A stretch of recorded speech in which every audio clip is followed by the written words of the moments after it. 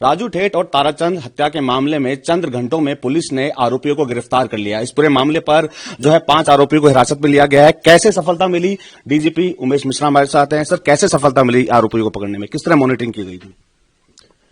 देखिए, घटना ये बड़ी थी और एक बहुत जिसकी क्रिमिनल हिस्ट्री रही हो उसका मारा जाना एक लोकल उसका कहीं न कहीं एक प्रभाव क्षेत्र था और उसके मारे जाने के बाद पब्लिक में एक भय का वातावरण था।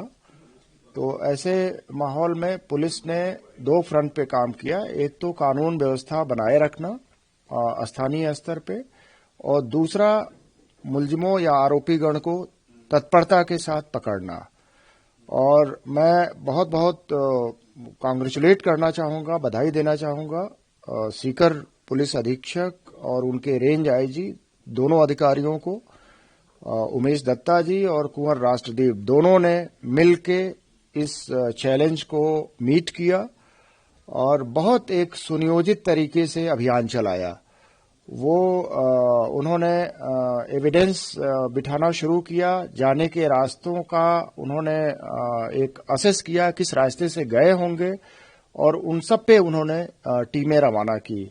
और सबसे जो बड़ी बात है कि ऑन द स्पॉट वो खुद भी मौजूद रहे और पूरी रात उन्होंने डायरेक्ट किया, गाइड किया टीमों को, पुलिस टीमों को।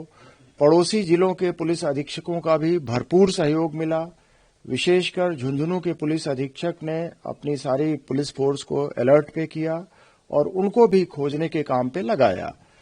तो इन सबके समन्वित प्रयासों का बहुत सुखद परिणाम रहा और रात में ही 2 अपराधी जो लोकल थे वो पकड़े गए, मनीष और विक्रम। और मुझे लगभग रात में वही 3 बजे के करीब फोन किया आईजी साहब ने कि हमने 2 को डिटेन कर लिया है, और उन्होंने ये भी आशा जाहिर की कि बहुत जल्दी हम बाकी 3 को भी पकड़ लेंगे। चूंकि बॉर्डर पे नाकेबंदी बहुत इफेक्टिव तरीके से इम्प्लीमेंट हुई थी, इसलिए पूरी आशा थी कि ये लोग राजस्थान छोड़ के नहीं गए होंगे। और जो हमारे फील्ड के जो ऑफिसर्स थे, जो इंस्पेक्टर्स थे, जो सिपाही थे, जो हेड कांस्टेबल थे, इन सब ने पूर्ण मनोयोग और जिसको कहते हैं एक जो ट्रेड क्राफ्ट को यूज करते हुए इन्होंने सर्च ऑपरेशन किया और उसमें फिर दिन में सफलता हमें मिल गई और बाकी 3 भी आरोपी पकड़े गए।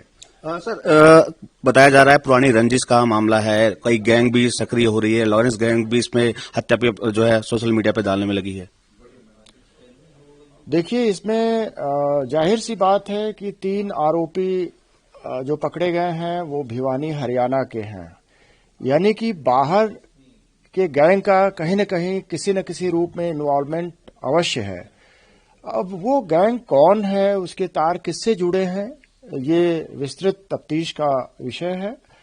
और आपको ये भी ध्यान होगा कि एक रोहित गोदारा करके अपराधी है जो लूनकरण सर में सेटल्ड था और फर्जी पासपोर्ट पे वो अभी विदेश में कहीं रह रहा है। तो उसने भी क्लेम किया है इसको। तो उसका क्या जुड़ाव है, वास्तव में जो घटना घटित हुई है उस अपराध में उसकी भूमिका क्या है, ये सब तफ्तीश का विषय है और उसमें तफ्तीश शुरू भी हो गई है। और उसके सहयोगियों को भी हम लोग पूछताछ के लिए बुला रहे हैं, हमारी टीमें उनसे पूछताछ कर रही हैं, उनको डिटेन भी कर रही हैं। सर, इन 500 के अलावा क्या और भी कोई संदिग्ध इनको दबिश दी जा सकती है? जी हाँ, हम पूरा चेन वर्कआउट कर रहे हैं। इनको किससे सपोर्ट था, इसमें और कौन लोग इन्वॉल्व हो सकते हैं, तो जो भी इसमें इन्वॉल्व होगा और जिसके विरुद्ध भी सबूत होगा हम उसके खिलाफ कानून के अंतर्गत कठोर कार्रवाई करेंगे। हालांकि अब तक 5 लोगों को हिरासत में लिया जा चुका है, लेकिन कई संदिग्धों के नाम भी सामने आ रहे हैं और जल्द ही पुलिस उनको भी दबिश मिलेगी।